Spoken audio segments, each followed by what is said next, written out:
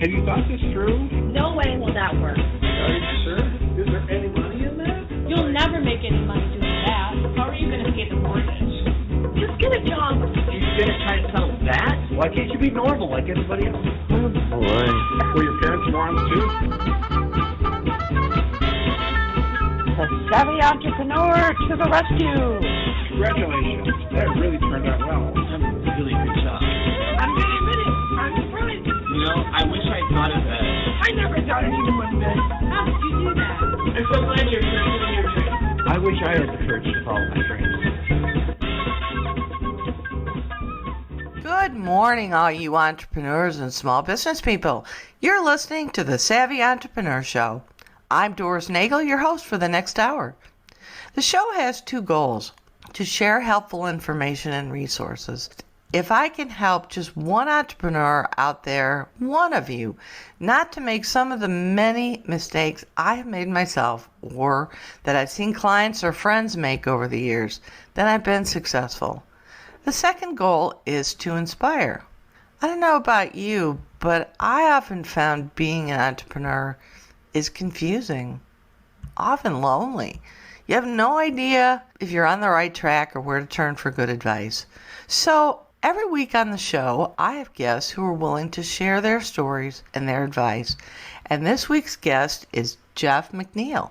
He is the founder and owner of a company called Keepsake with a Q, who joins me this week to share his journey as an entrepreneur. So Jeff, thanks so much for being with me today. Welcome to the Savvy Entrepreneur Show. Thanks, Doris. Thanks for having me on. I'm privileged to be here, and I'm really honored to be able to share my story with you and your listeners. Talk a little bit about you, your background, and how you came to entrepreneurship. What should people know about you? Sure. Well, I'm from Newton, Massachusetts. It's a suburb of Boston, and I'm turning 40 this year. It's always good to have context around age because my business revolves around family and saving memories and parenthood. My background is in design, specifically UX design. I went to school for design, and when I got out, I was focused on a freelance career. I did some animation back when Flash media was a thing for training, but my career in working for others really ended in my mid-20s. So I've been self-employed first with my own small business website design business for about 9 years through my early 30s, and then have been doing Keepsake since 2015 when we went full time. What was it in you that made you want to be your own boss? Yeah, for me, I think it has been a yearning to pave my own path. And I've already started thinking about this through my lens as a father. My oldest is 13, and in not too many years, he'll be entering the workforce, presumably. And I think that a lot of people look at full-time employment as the destination for where one goes when they get out of school. And I think that the guidance that I'm planning on giving to my kids, because I've been through this myself, is that there's sort of an illusion that full-time employment is safer than entrepreneurship. Would you rather have it in your own hands, or would you rather have it in somebody else's hands? And I'll share one quick story. The way that I found myself into freelancing, doing small business website work when that was a thing, back in 2006, I was actually laid off from a small company that was about 8 people, very fun work environment. But that company and the entrepreneur who was heading up that firm had all of his eggs in one basket, unfortunately, with one client.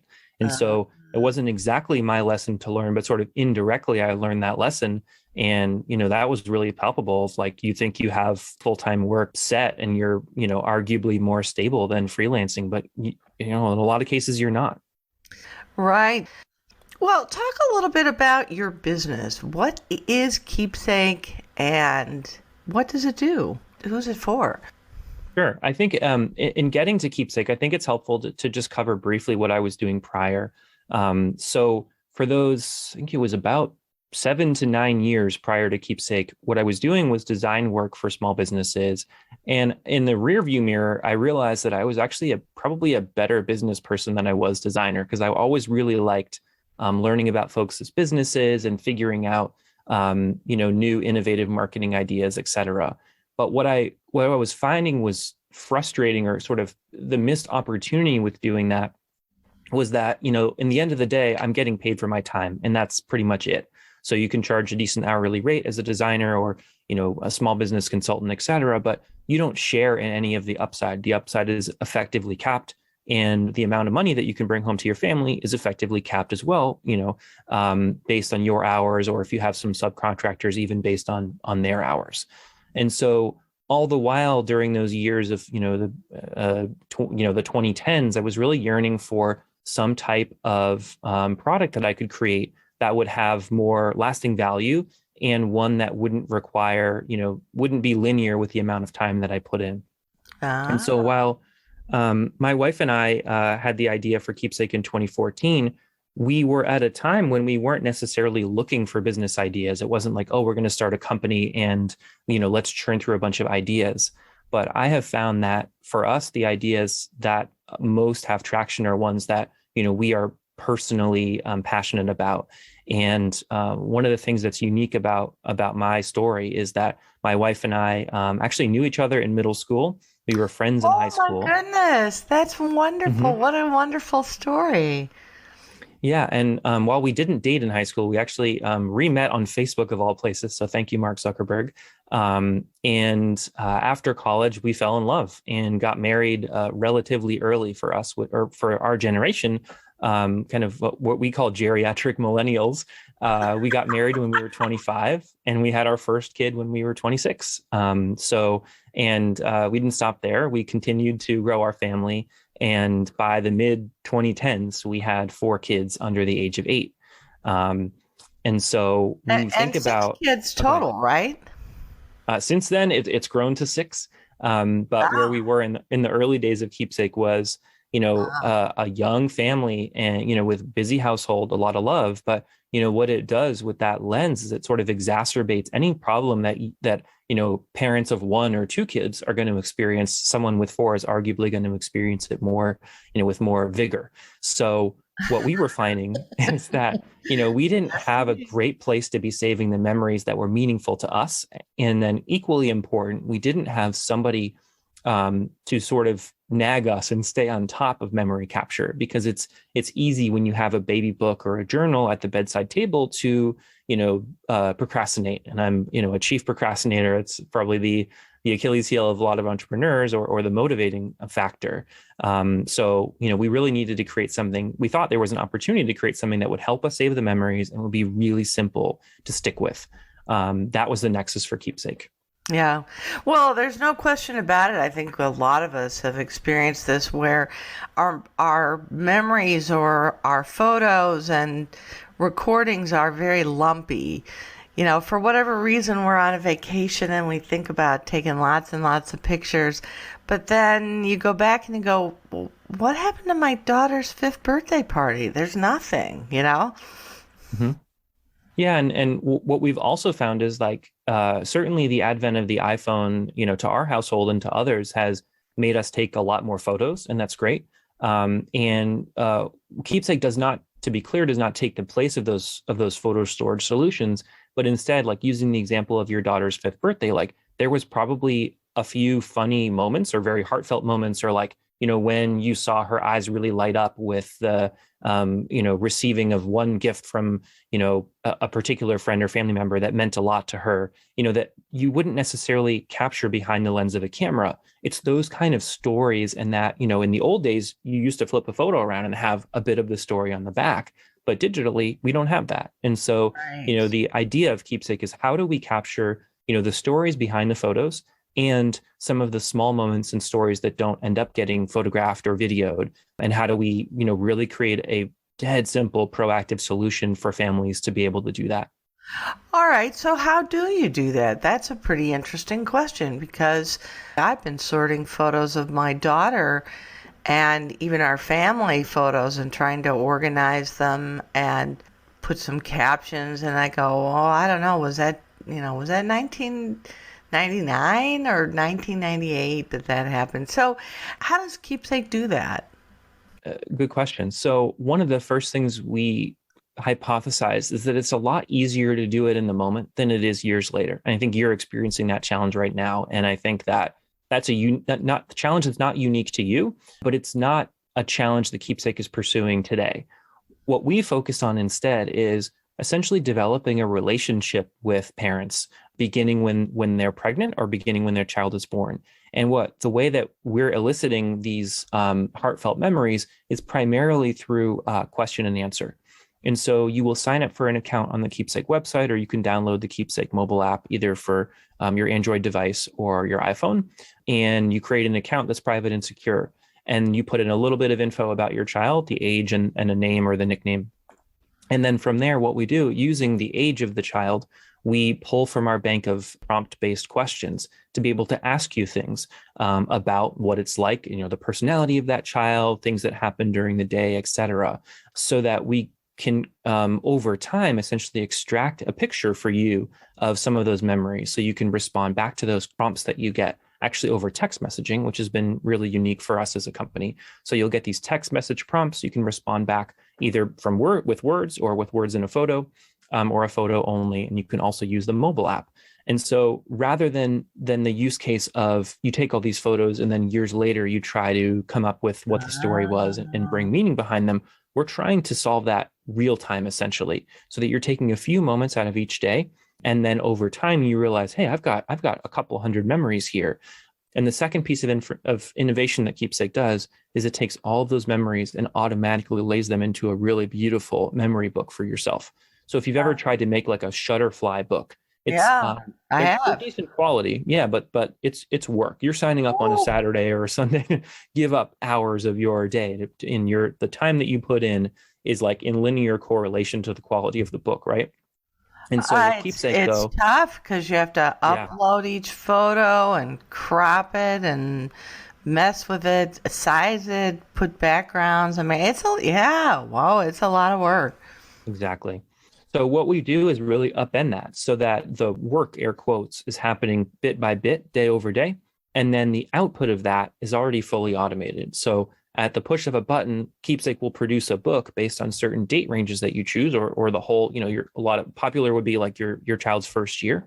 And so a lot of parents who will join Keepsake right when their child is born, save memories during the first year and beyond. But at month 13, they will go and order a Keepsake book. It arrives on their doorstep within a couple of weeks and you've got it. And if that book ever gets lost or your child throws it out the window or spills a drink on it, you can always order another one because all of your memories are saved securely in Keepsake. I think a lot of us have had the experience with taking photos on the phone and keeping them, but somehow in upgrading phones or whatever, photos get lost along the way or are no longer to be found. Is there a person asking these questions, or are these more auto-generated just sort of randomly? How do you do that? Yeah, I love that question, pun intended, because one of the things that we realized early in building out Keepsake, in the early days, to be clear, it was only a web application and text messaging. There was no mobile app. And so your day-to-day interaction with Keepsake before the mobile app was all through text messaging. And what as my background as a designer and as a procrastinating entrepreneur, I knew that I wanted a service that would feel like a human texting me. So instead of being very robotic, Keepsake's text prompts are all designed to be sounding like they're coming from a friend of yours. The number, to be clear, is always the same phone number, and people save it in their phone as Keepsake, and it is totally secure. But while we've designed it to be feeling like a human, of course, once we reached scale, it was never really practical to be sending those messages out through a human. I figured you'd be texting all day long, which might be fun for about a day, and then after that, whoa, that's a lot. No, I actually never did that because I really wanted Keepsake, and I continue to want Keepsake to feel private and personal. And so if that, if I'm trying to get my neighbor to sign up for Keepsake who has kids and, he knows that I'm sending the texts, he's not going to be real. And what really differentiates Keepsake from maybe like the highlight reel that folks put on Instagram, it's a great platform, but most people do not put really like challenging moments on Instagram as a parent or as a child. And so you get essentially like a highlight reel that goes on Instagram. With Keepsake, we're really trying to have it portray the full picture of parenthood. And so we don't want, I'm really delighted to be able to, in a few years, go back and show my keepsake and my kids their keepsake journals and the content that's in there, and not just show, hey, these are all the amazing things, but hey, these were some of the challenges as well. And so when they become parents, they're not going to look back at the baby book of sorts and say, oh, my dad was so perfect. They're going to be like, oh, okay, well, he was a real human just like I am when they're, if they decide to have children. Yeah. I'm just thinking of some of the things my parents might have said about me in an unguarded moment. Well, how did you come up with the idea for this service? In the shower. And that's the specific place that I know you didn't ask that, but I think this is relevant because I've been doing a lot of thinking about where, and I've had, as an entrepreneur, you never stop generating business ideas. Where, what time, what conditions generate ideas for me? It's in the shower. And so, I was in the shower. My wife and I are very close. She was at the sink doing something, and she and I were having a conversation, from shower to sink. And we, at that time, I remember it exactly. It was May of 2014, and we were just lamenting how we, these amazing memories that we knew we didn't want to forget were just not getting recorded. And so we had the idea for Keepsake. One of us, and I don't even know which one it was, but one of us said, hey, what if we could create a text messaging service where you could text it anything you wanted to and it would save it, because during the day I'm working and she was, raising our children as a stay-at-home mom, she would text me things that happened. And so, yeah, but as you have dozens of text threads and stuff gets lost. It's not meant to be a storage solution. No, so, it is not. The idea was, hey, could we create a service that would securely save content that you save it? And so I was like, okay, probably. And then the other one of us said, hey, yeah, and what if it actually would prompt you with some questions? That was it. That was the simple aha moment for Keepsake. We stayed up late on that Saturday night talking about how it could work. I wrote a 1-page brief, like a functional brief, like a spec on Sunday. And then at that time I had my small business website design firm. We had 2 developers who were not currently assigned to a project. And because I owned that whole company and called the shots, I could say, hey guys, here's the spec. This is what we're going to work on. And we did it. We started it. I had done no competitive research. Well, I was going to ask you, wait, this is if you build it, if I build it, they will come. I mean, I know. I almost cringe in sharing this, but I think it's helpful because it's like every story is unique. I mean, my wife and I just felt so confident that at minimum, it would solve our problem. And, that's a motivating factor, and enthusiasm, can get you pretty far. I suppose it helped that you, in fact, were part of the demographic that you were looking to capture with this product and service, right? Yeah. And I'll also say it's, to be really clear, it's not as if they started creating it and for the record, I think about 4 weeks later, we got our first text messages and we were using it, but I'm not at all trying to portray that the journey was created and then we had immediate success. There is a large chasm of time between 2014 and when we had our first paying customer in 2016 that is very is very important not to gloss over. Well, talk about those couple of years. I mean, first of all, one thing that occurred to me is that to do what you're talking about requires quite a bit of technology. It requires some sort of almost artificial intelligence to be able to send questions that are relevant and maybe follow-up questions, and then to be able to put together a memory book and basically do all the things behind the scenes that you and I were just touching on about what you'd have to do to create a memory book in Shutterfly. So that's a lot of technology there. How did you tackle that piece of it? Yeah, so definitely what you're describing is more toward the Keepsake of today. But in the early days, we really had to pare down, like, what are we trying to prove out, and how simplistic can we make the product to try to prove that out and deliver value? I remember the first Keepsake, the V1 of Keepsake had, I think originally I loaded up 12 questions. One of them was like, what's your child's favorite TV show? So imagine getting that, 1 out of 12 times. But that's it. I mean, really trying to build, there was a static list of questions that Keepsake would pull from randomly. I don't believe we even had any segmentation along age of child, but we could build a proof of concept that at least we were able to, I think we then expanded the question set to a few hundred. We were able to get some friends and family using it. And I think at that point in, probably mid 2015, we had, I don't know, 30 or 40 people using it, I'm sure irregularly.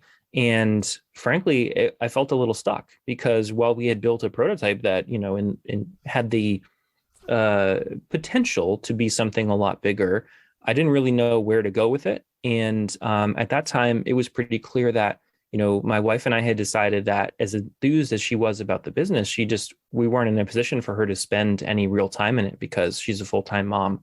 So, in a lot of ways, in really early days of Keepsake, I was a sole co-founder, a single co-founder, or a single founder, I should say. And that's a lonely journey, and it's really hard to know what moves to make. So it was actually mid 2015 where I was still, my day job, so to speak, was still doing the design work.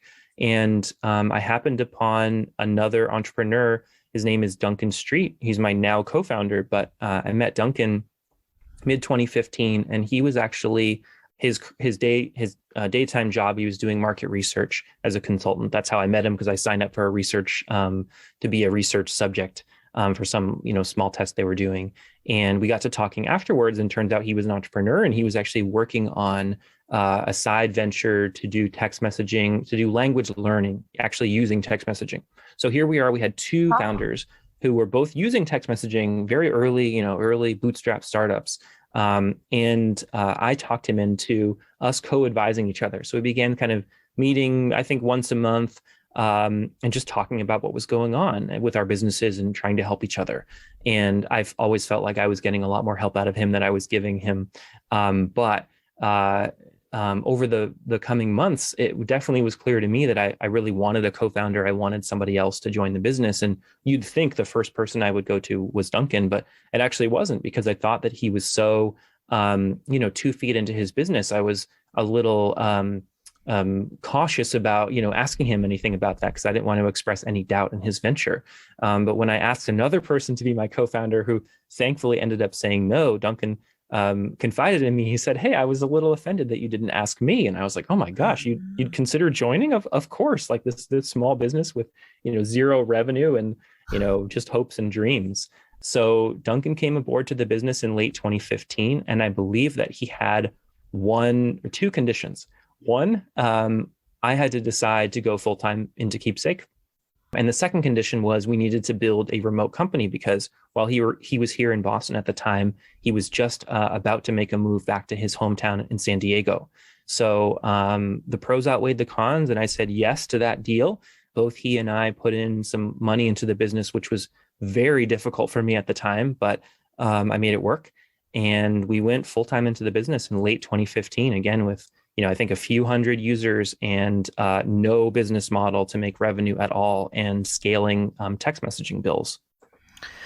Wow, that is, I'm a little overwhelmed. So really, you're talking about the first 2 or 3 years, you poured in a lot of time and a lot of resources to create the platform and the text messaging. And you talk about having friends and family as users, as sort of betas to test it, but that's a lot of time to troubleshoot things and help them out, and with nothing coming in. So I'm a little speechless. Hearing it back from you, I think one of the things I want to convey, I think this is helpful for other entrepreneurs, is that I was in a unique position where I owned my own consulting business for the website design. And I think at that time I had maybe 6 or 7 different contractors that were working on different projects, but it was relatively quiet at sort of the leadership level. But I had these 2 developers who were on the payroll effectively, but they were in between projects. And so whenever they were in between projects, I would give them Keepsake work. And I don't even think we called it Keepsake then. And so they were being paid out of, my company's pocket, essentially out of the potential profits of that company. And so while, like you had said really early on, I went 2 feet, first into building the prototype of the product without doing any research. That's true. But at the same time, it was effectively, done under the umbrella of the other company that I had, which was arguably a little bit more stable. Yeah, that's definitely helpful. Definitely helpful. So, all right. So, you spent a lot of time early on dealing with some of the technology issues and building a basic platform and testing that out with friends and family. But then you found a co-founder or a true business partner. How did things change after that? Yeah, it's a great question. So one of the ways that I knew that Duncan was the right co-founder for me was that, in that stage right before we went in full time, it was, I didn't really know what I had. And he advised that we go and do some interviews around just like, let's frame up what's the problem here. Is this, pain point around memory capture something that's universal within parenthood? And with his background in market research, he was able to set up some sessions for me and actually be there with me. And he trained me on how to do these interviews. And I was able to talk to about 15 parents within my local community here in Newton. And I remember one of those interviews really, really well. It was actually a father of two who grew up with alopecia. That's where you have no hair. And he shared that with me because part of his story was that when he was young, or now as an adult, he has no photos from his parents of his childhood. And it was just, and what he had shared is that his parents were just, really, I don't know what the right words here are, but, basically embarrassed or concerned, or just, felt some shame. And so, that was incredibly difficult to hear. But in the same breath, when we described to him, hey, like, we're thinking of building this product that would do X, Y, and Z, he was like, oh my gosh, like that fits so well into my life, because he, as a father of young kids, had committed himself to doing the exact opposite of what was done for him. And so being really diligent at saving the memories, the good and the bad about his daughters and their journey. And it is those, that story in particular has helped me through, a lot of dark days in the entrepreneurial journey about like, is this worth it? Am I doing the right thing? Just a lot of second guessing that so many entrepreneurs go through. That's why it's so important to pick a product and build a solution for something that you care about deeply, because otherwise it's just too easy to quit. It really is. Yeah. Jeff, you mentioned that you found a co-founder who insisted as one of his conditions of joining that you join the business full time. How did you make that jump, and what was that like? You had a product you hadn't done a lot of market research on. You had a nice little design business, but then I don't know, did you pull the plug on it? Did you find someone else to run that? How did that happen? Yeah, it's funny because, I want to make sure if Duncan's listening to this, he's probably going to check the history books, because come to think of it, I'm not sure that he was like, we need to do this. Honestly, what was really happening for me, and I've noticed this in my life, in my professional life, is like, if I'm out of motivation on something, I mean, it's done. So my previous business, while technically, by mid 2016 was still operational and we were driving revenue, et cetera, I was pretty much out of gas. And I saw that Keepsake, I could choose what I worked on during the day. And so am I going to work on the business that I've been running for 9 years, which, really had become about the money? Or am I going to work on this passion project of Keepsake? And so, the obvious answer to that is the latter. And so, one of the lessons that I've learned along the way is like, be really careful in understanding, or introspective on understanding like what is driving you as a motivating factor. When I first started that design business, it was all about the design work. But toward the end, if it becomes all about the money, it's just a recipe, it's a race to the bottom.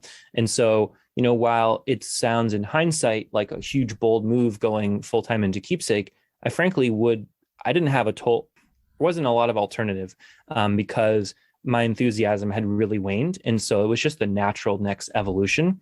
It was certainly, I remember some late night conversations with my wife, really thinking, what would this look like? And I also just remember being so lucky because my wife and I are just so much on the same page. And, she was as encouraging as I was excited about making this move. It's not as if I had, hundreds of thousands of dollars like set aside and like I had enough money to, do whatever I wanted. It was very touch and go financially in the early years, but I'm so glad, in hindsight that I made the move and it's worked out really well. Well, so what happened to your web design business? Because it sounds like you had quite a few people working. You had customers. I mean, did you sell that business? I mean, that sounds like a pretty viable business model. Yeah, what I remember, this is really interesting because I remember at the time that maybe I could have tried to sell it, but what I actually did with it is that I sort of mothballed it on the side. I was like, maybe I'll need to come back to it. So I remember not wanting to sell it because I'm like, maybe I need to come back and step back into it. And at the same time, like the other reality of that business, as with a lot of services business that are small, is that it was sort of a wagon wheel design where I was the one who was bringing in the work. I was the one who had the relationship. So if I'm pieced out, I really hadn't built a team. I hadn't built any sales or lead generation engine for it. So, it was effectively me with a lot of really smart subcontractors. But as soon as you pull the plug on the sales aspect of it, it's done. That's a pretty interesting observation because, as you say, a lot of service businesses are really built that way. Just as one example, I have a handyman who has done projects for me for the past 25 years. He's now got a team of people who I think he's got maybe 15 guys who work for him at least part-time, and yet he wants to retire next year. And I asked him, I said, so Kurt, what's going to happen to your business? And he just kind of shrugged his shoulders, because I know he is, as you said, the wagon wheel, the spider in the center of the web. He is the guy who makes things go. And without him, and yet here's this incredibly valuable business. So, word to some folks who are out there, there may come a day when you just decide you don't want to do it anymore. Your heart's not in it, or you may want to retire. You will want to retire at some point. So it's a whole nother journey, I think, to look at a business you've built with that kind of model and try to turn it into something that can be sold or transferred to someone else for value, right? Yeah, it's a lot of work. And I think the time to make that transition to really level up your business, your services business, is not when you're ready, when you're out of gas and you're burned out. It's before that. And it's hard to recognize that. It sure is. Wise words. Well, let's go back to Keepsake. How did you find your first customers? I mean, you had a number of people who were friends and family who were helping test the product, but how do you now find customers? How did you find them then? And how do they find you? Yeah. So the early days of Keepsake, we had, again, those friends and family. I think there was maybe 30 people that we were able to scrape together for the product. And I remember that at that time, our text messaging provider was just ready to release the ability to receive MMS, which are photos via text message, which can you believe at the time that wasn't a thing? Not that right. We take it all for granted. It's like, exactly. There was a time we couldn't do that, really? I think you could peer-to-peer, like I could send one to you, but the service providers hadn't yet built that technology. And so they were like ready to release this piece. And my first inclination was like, okay, great. Well, it's pretty easy for our developers to just turn it on. So we'll turn it on. But this very next thing I thought of is, all right, wait a minute. I think I had just read the Lean Startup or one of those type books. And I was like, well, we're not charging for any of this and we're not intending to, but why don't we put one kind of gate in the way? Why don't we say, if you want free photo texting, you want to be able to text photos to Keepsake, you just need to get, I think it was like 1 or 2 friends to sign up for the product. So what's commonly called a growth hack. So we put a growth hack in place sometime I think it was in fall of 2015. This was right before we were deciding to go full time. We went from 300 users up to 3,000 users within a few weeks, all because of that viral loop. You get, one person begets 2, begets 4. And part of the impetus to go full time was we were fronting all of the bills for Keepsake, not just the development, but the text messaging. So you think of text messaging, as an end user as being free. Well, I just pay my cell phone bill and, texting is free. If you're a little bit older like I am, you probably remember times when you actually had to pay, 5 cents a text message on your cell phone bill. But, exactly. But, what you don't necessarily realize is that on the back end, even though air quote your texting is free, services like Keepsake, or if you're getting a shipping notification about your package that just arrived, that's actually being paid for. It's a fraction of a penny, but that adds up. And so in the case of Keepsake, we were, I think our development costs were relatively little, bug fixes here and there, but we saw this text messaging bill, I think, doubling month over month. And so you're, pretty soon you're spending $600, $900 a month on a bill, and you're like, wow. Wow. So it was like we either needed to shut it down or we needed to really pursue this thing and figure out how to monetize it. Because at that time, I had no interest in fundraising. I wanted to bootstrap the whole business. That's actually my thinking has since changed, and we're venture backed. But the early days of Keepsake was do everything ourselves. Yeah. So talk about that shift. That's a very the looking for funding. I think there are entrepreneurs that are. Their initial reaction is always to try to pitch and find external funding. There are others who are, I'm going to figure out how to do it myself, even if it takes 5 times longer, because I just don't want other people involved in trying to tell me how to run the business. Talk about that journey for you. Yeah, I think you teed it up really nicely. I mean, it's all about trade-offs. And I think the first thing I want to say is there's really no right or wrong way to fund your business. I mean, I guess if there could be some wrong ways if we're talking about illegal activities, but beyond that, there's no, improper funding strategy for your business. So for us, I think I can intertwine the Keepsake story here, DNA of the business bootstrapped. And at that time I had been looked at, kind of really took a survey of the different businesses that were in that space. And frankly, it was kind of a graveyard of companies that had failed. A lot of what I saw in terms of business model, it wasn't a funding failure, but really failed because of business model. And the way that they were monetizing was only through the output of the content. And so, Keepsake would have been effectively a completely free service. And then we would have only made money through Keepsake books. But, as you just heard in the story, first of all, that would have required a huge amount of capital to be able to support and fund all of the text messaging. That was, the lifeblood of taking in content. And then secondly, I realized, with my design hat on, I never wanted to have a service that would be like, hey, Doris, you ready to buy a book? Hey, Doris, you ready to buy a book? Like just over and over again, just hammering you to buy a book, because that's how we're making ends meet. Right. So instead, our business model at the time was unique in our space. It was like, no, we're going to charge. It's a freemium service, what's called. So you can sign up for Keepsake for free. And then anytime you want, you can upgrade to one of our paid memberships. They're done annually. So you're paying for the full year up front. And it's a great way to make a commitment to yourself that you're going to use the service. It's, less than $100 for the year. And it also helps Keepsake from a cash standpoint be able to take in, front load a year's worth of revenue within, the first few days after that upgrade happens. Most of our upgrades happen within the first 30 days after a parent joins Keepsake. So that business model was actually designed originally because we were going to be a bootstrapped business that, really needed to fund its own way. And so as soon as Duncan came into the business in late 2015, it immediately became apparent that the code base that we had been, I had been working on with those original developers was really not built to scale. And so, we learned that the hard way. There were some, data leaks, not outward leaks, but like kind of the system was really crumbling. And so and this was just a few days after he signed up, and it would be really funny to hear his story of this because he's still here. Fortunately, that was a big shock to learn. I didn't know that it was, as bad as it was. And not to at all insult the work of those original developers, because it was built to be a proof of concept. This is, I think, very typical of technology solutions. In fact, my guest last week said the same thing. She had something designed.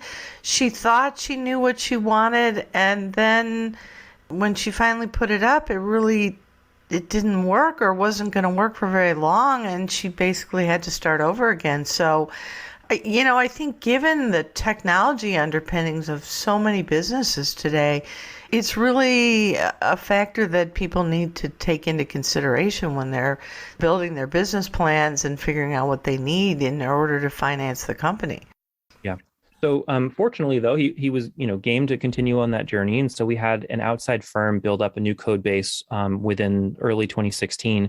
But during that time, we couldn't put anybody new into Keepsake. And so, Duncan, one of his strong suits was actually growth marketing. And so he set up a wait list for Keepsake. using a very similar growth hack to what we'd done previously, we allowed parents to advance up in the wait list if they got 5 other friends to join the wait list. And so what we had in early 2016 was a few hundred users became, or a few hundred folks sitting on the wait list became a few thousand. We actually put 29,000 people on that wait list in 24 hours. 29,000. That's insane.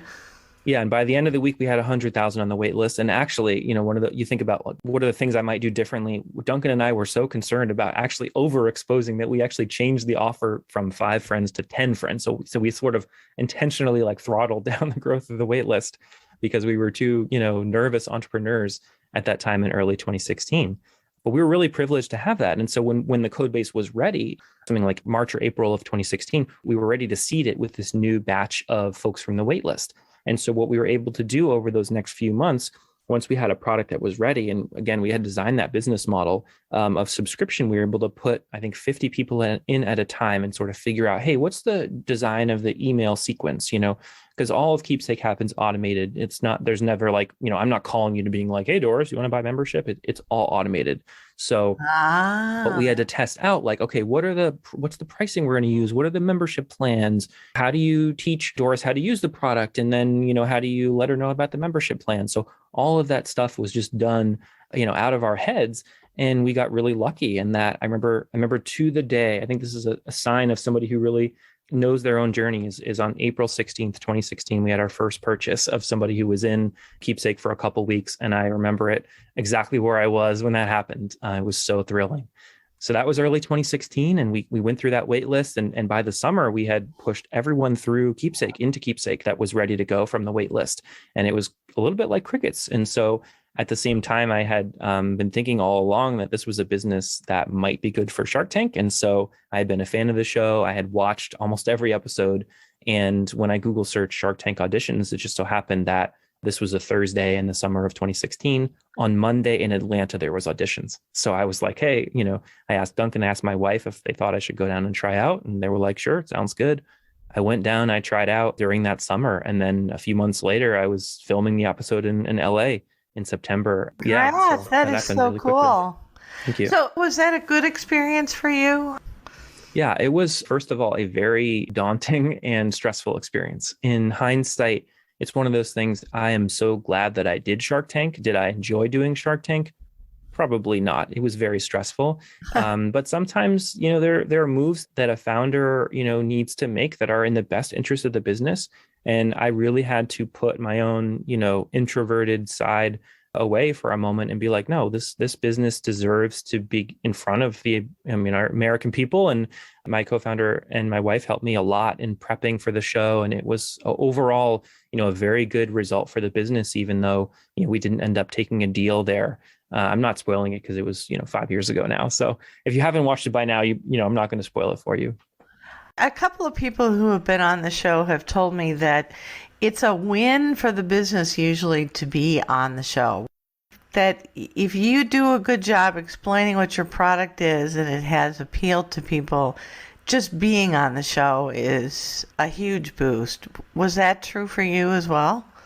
Yeah, definitely. Although it's a boost that we had to wait for. And so while we filmed the episode in 2016, we did not have that episode air at all through that season. So the Shark Tank season runs, or at that time ran September, October through May. And it was just crickets the whole season. But we got a surprise all of a sudden in the fall of 2017 that I got an email at 4 p.m. on a Thursday that our episode was going to debut on Sunday. It's like, what?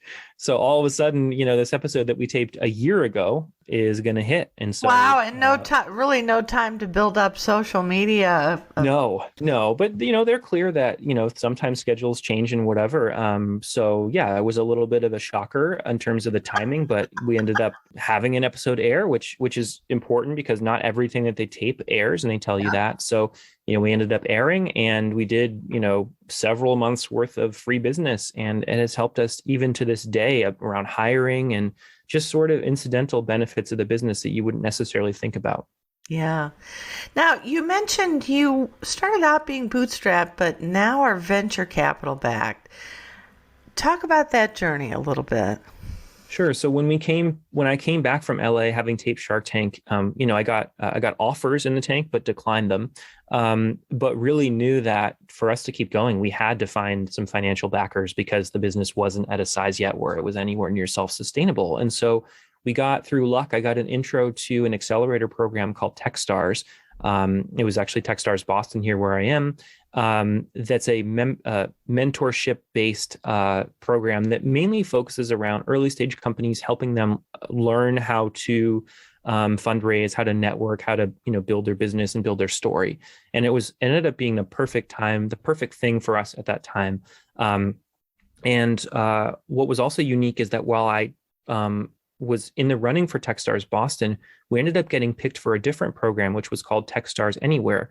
And that was the first of their remote based or for distributed teams kind of program. So most of that program was online, which at that time was, very novel. Now Techstars Anywhere is actually their biggest accelerator, Techstars' biggest accelerator.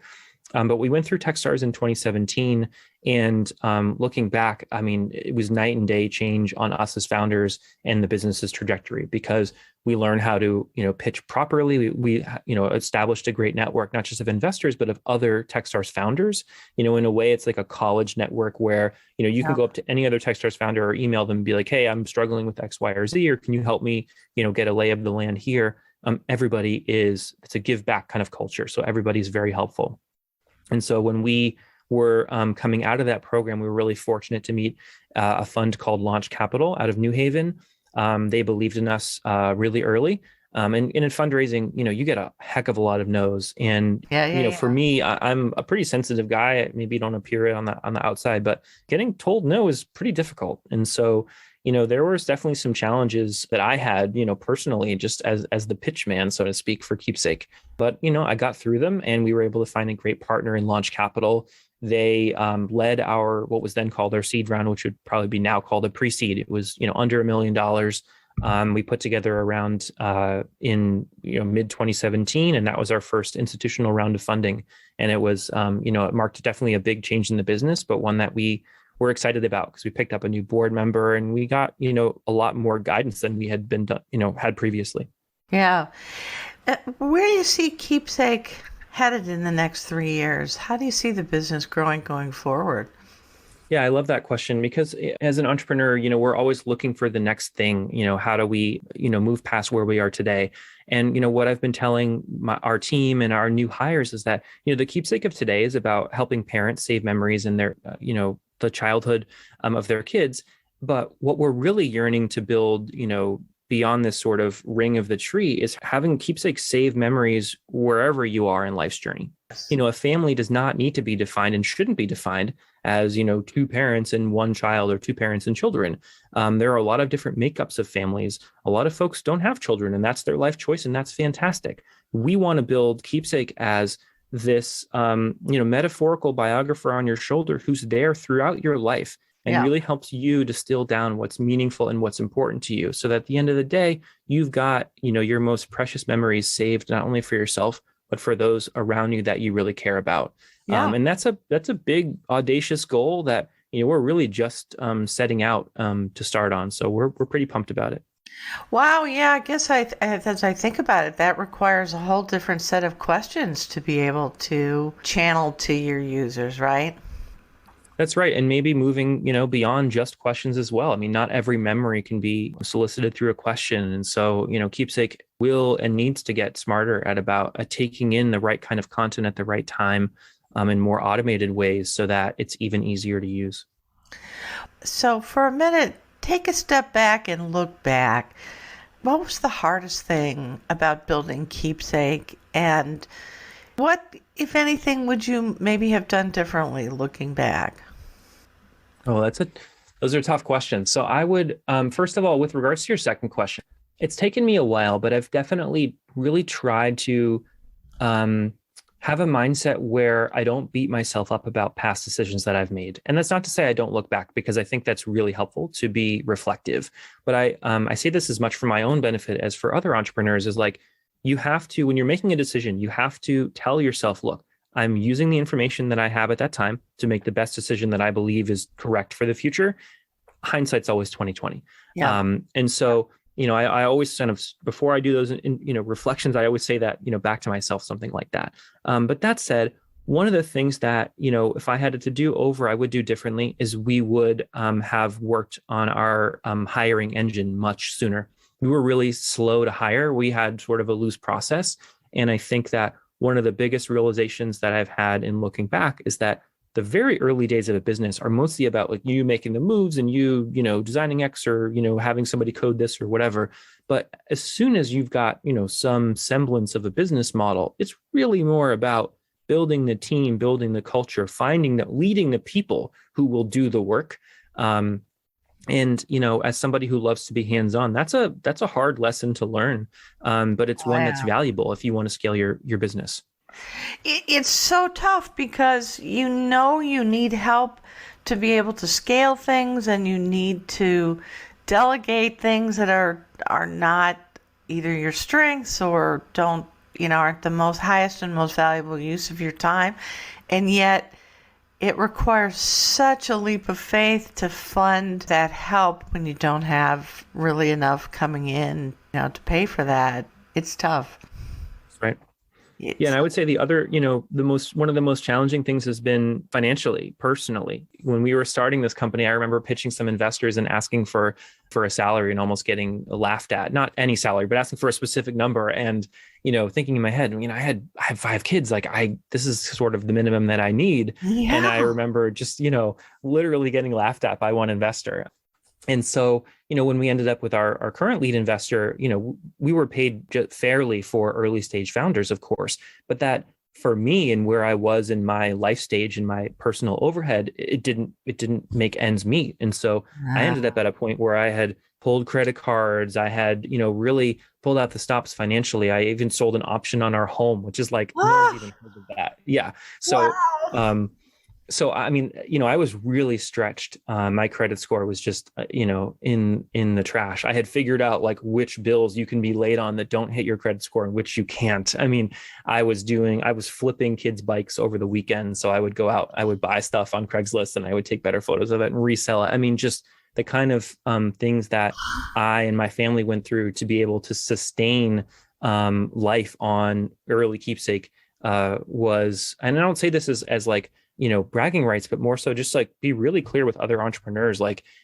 what the struggle and what the challenges were. Because I think a lot of times we just hear, oh, everything was great and I got so lucky and whatever. But, there's a lot of pain that folks can go through to get where they are. Yeah. And looking back, any advice that you'd give or maybe do give today? I know you were a Techstar mentor that you mentioned to me before the show. What advice do you most often give to those folks? Well, one of the things that I have noticed that's been really good about Keepsake and that's helped us along the way is being really diligent with updates. And we do a written update every single month. And in fact, that's one of the reasons that our investors have continued to back Keepsake through good times and through challenging times, is that we've been really consistent about not just reporting the great things in the business, but being really honest about here's what's going on, the good, the bad, and the ugly. And so one of the things that I will tell other entrepreneurs is like, build your network of not just investors, but, advisors and other entrepreneurs who you think might be able to help you in any possible way, if not now, in the future, and send regular updates, because it's that relationship over time that will give you creed, that will give you legitimacy when you do need to ask for something. People will respect you so much more. It's so much easier to ask for money or to raise your round when you've already built a relationship. And that was a really hard lesson learned. That's again, a lesson learned in the rearview mirror, not in front of me. So, being really diligent with updates and building your network early and sharing things early and often is so valuable.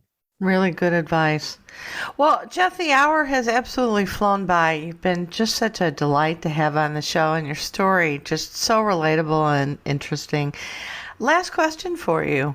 How should people reach Keepsake, or maybe you as an entrepreneur in Techstars, if they're interested in connecting with you or interested in subscribing to Keepsake services?